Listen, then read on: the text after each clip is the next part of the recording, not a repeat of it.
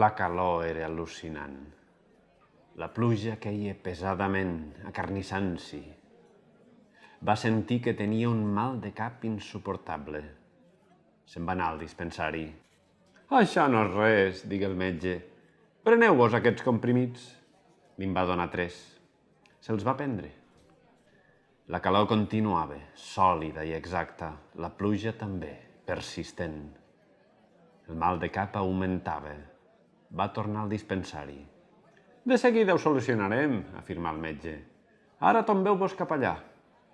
Es va tombar. El metge li proporcionà 4 supositoris. La calor, encara, i la pluja, sempre. El cap a punt d'esclatar, va tornar al dispensari. «Ja veureu com us poseu bo», explicà el metge. «Ara obriu la boca». La va obrir.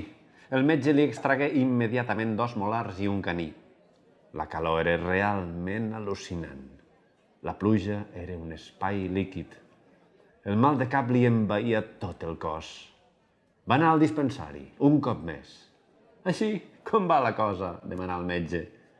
Tragué el ganivet i l'enfonsà, amoïnat i conscient, dins el metge. Va resultar.